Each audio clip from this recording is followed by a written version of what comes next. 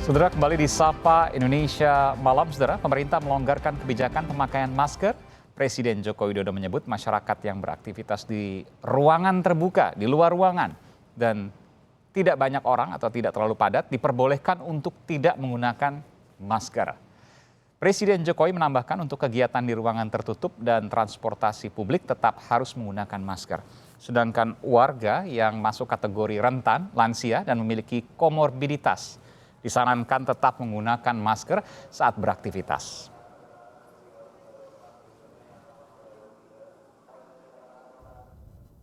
Jika masyarakat sedang beraktivitas di luar ruangan atau di area terbuka yang tidak padat orang, maka diperbolehkan untuk tidak menggunakan masker.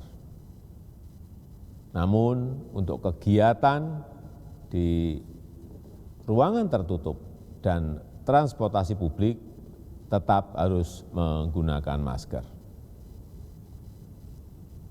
Bagi masyarakat yang masuk kategori rentan, lansia, atau memiliki penyakit komorbid, maka saya tetap menyarankan untuk menggunakan masker saat beraktivitas.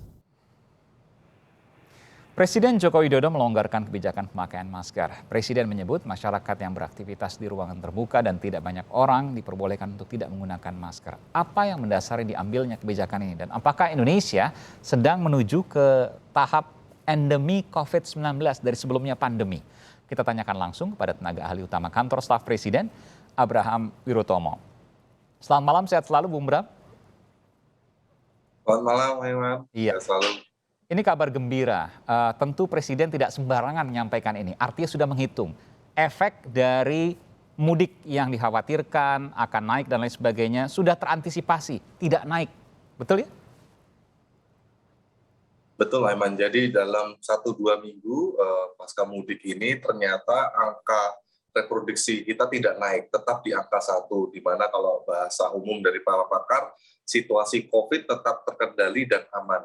Untuk itu relaksasi antara lain untuk masker di tempat umum, tempat terbuka, tempat aktivitas olahraga itu bisa dilepas. Namun untuk transportasi yang sifatnya ruangan tertutup tetap harus menggunakan masker, Iwan. Oke, jadi saya mau konfirmasi dulu, artinya Presiden sudah memberikan keputusan berupa kesimpulan dari data bahwa pasca mudik dipastikan tidak ada kenaikan penularan COVID-19. Dalam 1-2 minggu ini belum ada kenaikan, Iwan. Tapi kan itu sebagaimana disampaikan oleh Pak Menteri Kesehatan, pemerintah akan terus memantau selama 3-4 minggu. Jadi masih ada 1-2 minggu lagi pemerintah akan memantau apabila ternyata kondisinya tetap terkendali, situasi tetap aman, maka pelonggaran atau relaksasi kebijakan itu akan diambil Betul. kembali oleh pemerintah. Tapi kan logikanya begini Bung Bram, Presiden tidak akan mungkin terburu-buru bicara kalau tidak kemudian menggunakan data dari sebelumnya dan data proyeksi ke depan. Artinya nggak mungkin sembarangan kan, artinya ini kemudian bisa diprediksi ke depan, ya kalaupun ada kenaikan tidak akan signifikan. Ya. Proyeksi ke depannya bagus, jadi proyeksi ke depan secara probability akan tetap terkendali. Ya. Jadi ini kita sebenarnya sudah masuk ke situasi pasca pandemi, atau bisa namanya endemi. Namun kita kan mau melakukan pelonggarannya kan bertahap, Aiman. Tidak langsung kita buka semuanya, namun secara bertahap dibuka oleh pemerintah supaya masyarakat bisa kembali melakukan aktivitas ekonomi dan sosialnya, serta sekolah juga bisa melakukan pembelajaran secara tatap muka, Aiman. Ya, artinya untuk COVID-19 boleh saya katakan hari ini kita sudah resmi memasuki masa endemi dari sebelumnya pandemi? Kalau resmi belum bisa, karena kan kalau sebagaimana seperti yang tertuang di dalam keputusan Presiden terkait dengan status faktual pandemi, kan ada beberapa pertimbangan lain, yakni kalau kita bicara pandemi, bagaimana situasi di negara-negara lain. Untuk itu, pandangan dan masukan dari WHO itu kan juga perlu kita dengarkan. Namun bukan berarti pemerintah, meskipun situasi saat ini secara status resminya masih pandemi, kita bisa mulai melakukan pelonggaran-pelonggaran. Atas dasarnya apa? Atas dasarnya indikator-indikator epidemiologi yang menunjukkan selama 9 minggu ini situasi sudah terkendali, Pak Iwan. 9 minggu ini. 9 minggu, luar biasa. Kita bersyukur juga ya, mudah-mudahan tidak kembali lagi, dan ini merupakan kabar gembira. Saya ingin sedikit kemudian, mungkin ada informasi dari lingkungan istana, termasuk juga di kantor staf presiden. Apa yang mendasari kemudian ini dilakukan, lalu kemudian proyeksi ke depan, bagaimana kemudian langkah-langkah ke depan yang akan dilakukan? Hari ini kita mendengar Presiden menyatakan bahwa boleh melepas masker di ruangan terbuka di mana orang-orang tidak terlalu padat. Tentu akan diikuti beberapa hari ke depan dengan kebijakan yang lain. Benar demikian, Bung Bram? Betul, kalau situasi tetap terkendali, maka pelonggaran-pelonggaran lebih banyak akan diambil oleh pemerintah. Boleh dibocorkan sedikit mungkin apa yang Anda rencanakan? Tentu kita tidak bicara kepastian ya, tapi ini ada rencana. Jadi antara lain tentu saja terkait dengan batasan jam, batasan kerumunan, seperti yang ketika untuk mengadakan event musik atau apa yang perlu ada syarat-syarat protokol kesehatan tertentu, itu yang nanti akan secara perlahan akan kembali lagi seperti belum ada COVID, Aiman. Termasuk juga mungkin kepadatan dan lain sebagainya, mungkin di tempat umum, di kantor dan lain sebagainya.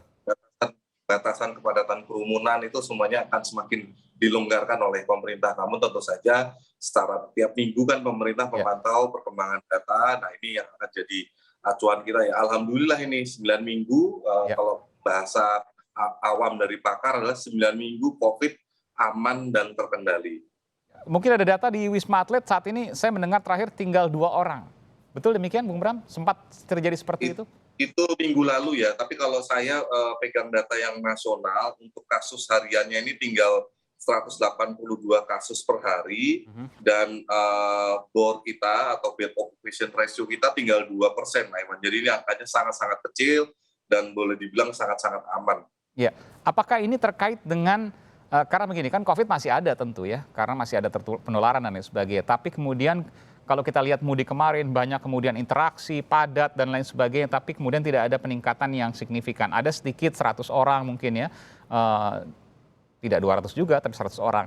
Apakah ini kemudian karena imunitas yang sempat disampaikan oleh Kementerian Kesehatan, oleh pemerintah, bahwa warga Indonesia, masyarakat Indonesia memiliki 99% kekebalan dari COVID-19. Apakah itu kemudian yang menjadi faktor utama kenapa kemudian sampai hari ini, ya kita bersyukur ya, bahwa penularan tidak signifikan angkanya? Salah satunya itu, jadi antara program vaksin juga ikut membantu bagaimana penularan bisa berkurang, namun yang lainnya Aiman, sebagaimana pernah kami sampaikan, salah satu temuan lapangan dari kantor staf presiden adalah masyarakat kita sendiri punya kesiapan yang lebih baik, Aiman. Jadi ketika bergejala, mereka harus melakukan isolasi mandiri, lalu ketakutan mereka untuk di-swab atau untuk diambil antigen itu juga tidak seperti dulu-dulu lagi, sehingga dengan kedewasaan masyarakat yang lebih baik, maka proses penularannya juga lebih terkendali, lalu tidak terlalu banyak menimbulkan kepanikan di masyarakat. Dan ini saya rasa ada dua yang semakin siap, baik dari pemerintah yang semakin sigap dan memahami terkait COVID, namun dari masyarakatnya sendiri juga semakin siap dan memahami terkait COVID, Aiman. Dan itu sangat membantu bagaimana COVID ini bisa terkendali. Ya, meskipun saya juga harus menanyakan juga terkait dengan kabar hepatitis akut misterius yang kemudian masih ada saat ini. Bagaimana kemudian pemerintah mengantisipasi hal ini? Ya, kita pantau, Aiman. Jadi kita pantau, kita berkoordinasi juga dengan pemerintah daerah untuk melihat situasi di rumah sakit seperti apa.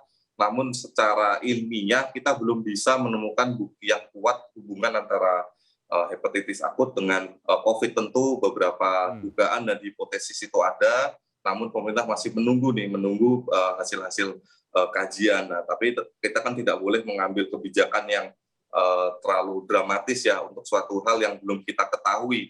Nah, untuk itu fokus perhatian dari pemerintah saat ini lebih pada melakukan monitoring yang lebih baik dan memahami riset-riset yang ada seperti apa. Dan juga siaga tetap fasilitas kesehatan. Terakhir, Bung Bram, tentu ini ekonomi akan bergerak lebih cepat karena pelonggaran kemudian dilakukan, meskipun ada satu ancaman, inflasi.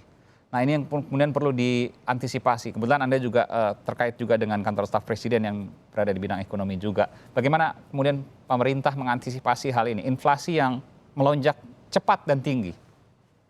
Ya, kabar baiknya salah satu yang mengikuti inflasi tersebut kan pertumbuhan ekonomi kita. Betul. Pertumbuhan ekonomi Indonesia 5,01%, itu jauh lebih tinggi dibandingkan beberapa negara lain, bahkan termasuk negara China sendiri. Nah, salah satu yang mengikuti itu tentu saja inflasi.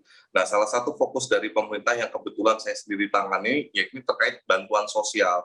Boleh saya sampaikan bahwa bantuan langsung tunai untuk minyak goreng itu sudah tersalurkan 99% kepada keluarga penerima manfaat. Nah, salah satu untuk mengurangi dampak buruk dari inflasi, terutama kepada mereka kelompok menengah ke bawah, adalah untuk memberikan mereka bantuan sosial dan jaminan sosial. Dan ini bisa kami sampaikan berjalan dengan cukup baik. Kemarin kami juga menerima teman-teman dari Serikat Buruh terkait untuk jaminan ketenagakerjaan. Di situ pemerintah juga berkomitmen akan terus meningkatkan jumlah kepesertaan dan juga kualitas dari jaminan ketenagakerjaan, karena terutama bagi masyarakat kelompok ekonomi yang rentan, maka bantuan sosial dan jaminan sosial ini yang akan sangat membantu mereka dalam menghadapi inflasi. Namun secara keseluruhan mereka akan terbantu karena dengan pertumbuhan ekonomi yang tinggi, artinya lapangan pekerjaan juga semakin banyak, potensi pekerjaan juga semakin banyak, dan ini